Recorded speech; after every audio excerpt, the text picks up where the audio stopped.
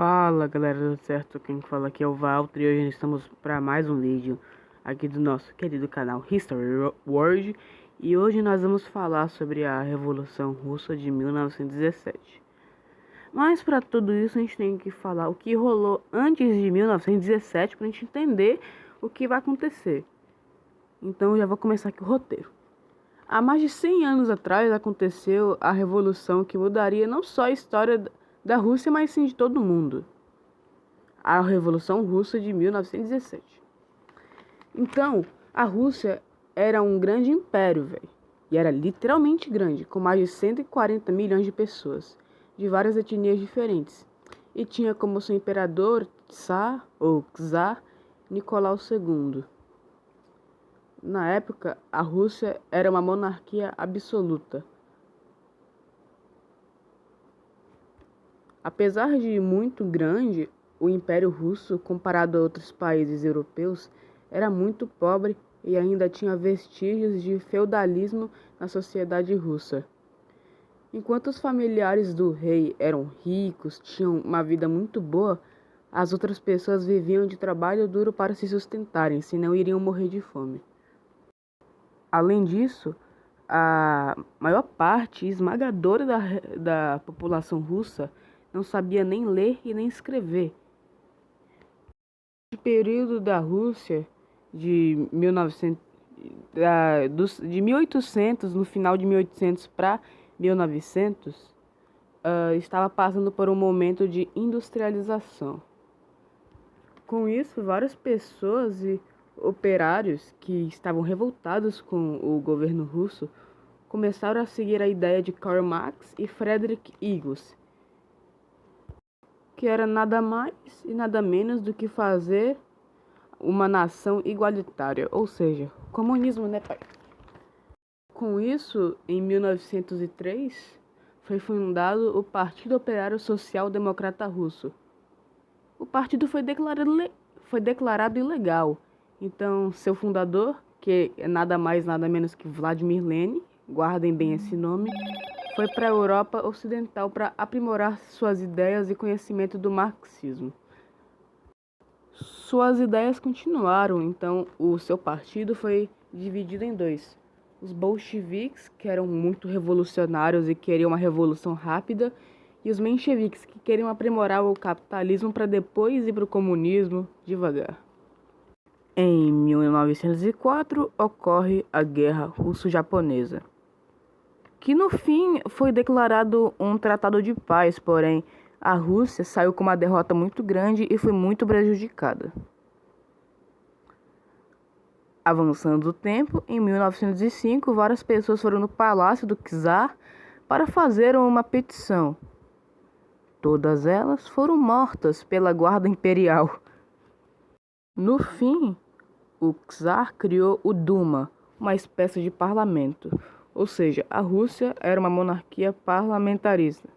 Porém, esse Duma não serviu de nada. Mas partidos agora eram permitidos. E Lenin voltou para a Rússia junto de seu parceiro Joseph Stalin. Guardem bem esse nome. Lenin pretendia aumentar a força de seu partido e assaltou vários bancos para pegar dinheiro e aumentar assim os fundos monetários do partido. Em 1914, o czar fez a pior escolha que ele podia ter feito na história da Rússia, que foi entrar na Primeira Guerra Mundial. Essa escolha foi tão ruim que a Rússia nos primeiros anos de guerra, estava toda ferrada, não tinha nem munição e vários camponeses estavam indo para a guerra despreparados. Até 1917 ocorreram várias manifestações, várias. Mas foi nesse mesmo ano que teve uma manifestação que várias pessoas foram no palácio e tal. O czar nem estava no palácio porque ele estava comandando a guerra ele mesmo. E daí a sua esposa estava no comando. E várias pessoas foram no palácio se revoltarem. A guarda imperial foi chamada, só que dessa vez foi diferente. A guarda imperial se juntou às pessoas e se revoltaram contra o próprio imperador. Então, no dia 8 de março, aconteceu a Revolução de Fevereiro. Você pode estar se perguntando, mas como assim? É que naquela época a Rússia usava o calendário juliano. E pra gente, que é do calendário gregoriano, era 8, tá ligado? 8 de março. Voltando para a história, a Revolução de Fevereiro marcou o fim da monarquia da Rússia. Nicolau II foi meio obrigado a abdicar do trono e ele teve que sair do trono e tal, e infelizmente acabou a monarquia na Rússia, que poderia até ser bom, já que a situação russa era muito instável, velho. Porque a Rússia estava muito pobre devido à Primeira Guerra Mundial. A partir daí, dois partidos, eu posso dizer assim, dois poderes foram disputando para ver quem ia ficar no poder da Rússia. Os deputados da Duma. Esses deputados da Duma era tipo um governo provisório. E tinha o Soviete de Petrogrado. Com a saída do czar, os deputados da Duma, que era um governo provisório, entraram no poder. O Soviete de Petrogrado não fazia parte dos deputados da Duma, porém os dois se apoiavam. E vocês devem estar se perguntando, e a Primeira Guerra? Então, o governo provisório decidiu continuar na guerra, já que seria uma decisão ruim entrar nela e sair. Porém, essa decisão não agradou muito a população. Lenin, com a ajuda do governo alemão, voltou para a Rússia e começou a fazer vários discursos e tal.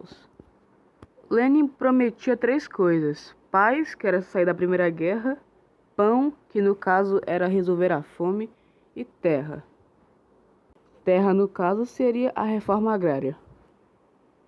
Entre fevereiro e outubro, ocorreram várias manifestações. Tipo, muita coisa mesmo, cara.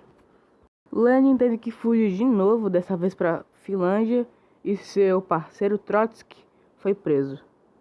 Depois eles voltaram, mas a população ainda continuava com os mesmos problemas, que eram fome, o pessoal estava com frio por causa do inverno, e eles estavam em conflitos e estavam meio putos por causa da Primeira Guerra. Com isso, a população começou a apoiar mais os bolcheviques e queriam fazer uma revolução urgente. A população estava muito revoltada com a situação da Rússia. E os bolcheviques foram ganhando força, mais força e mais força. Com a volta de Lenin, a retirada de Trotsky da prisão e a volta de Stalin, eles resolveram que era a hora de tomar o poder da Rússia. No fim, eles conseguiram. E para isso, eles tiveram que fazer uma revolução, chamada de Revolução de Outubro, que no nosso calendário aconteceu em novembro. Os bolcheviques derrubaram o governo provisório e Lenin virou o líder. As primeiras ações de Lenin foi dividir terras e acabar com as propriedades privadas. Houve uma eleição, mas os bolcheviques perderam. Porém, como eles estavam de boa na lagoa, no poder, eles meio que mandaram a Guarda Vermelha e continuaram no poder. Foda-se. Eles também assinaram o Tratado de Brest-Litovsk. Acho que é assim que se fala. E, no caso, seria a saída da Rússia da Primeira Guerra Mundial. O que é muito bom. Apesar de ser bom, o tratado foi meio humilhante para a Rússia, pois ela perdeu boa parte de seus territórios na divisa com a Europa Ocidental. Mas, com a derrota da Alemanha na Primeira Guerra Mundial e o Tratado de Versalhes, eles recuperaram esses territórios, ou seja, deu tudo certo para Lenin. Vários povos de países eslavos, pessoas da Tchecoslováquia e alguns guardas da Guarda Imperial do antigo governo se juntaram e formaram o Exército Branco. Esse Exército Branco foi apoiado por vários países, como Japão, Estados Unidos e Reino Unido.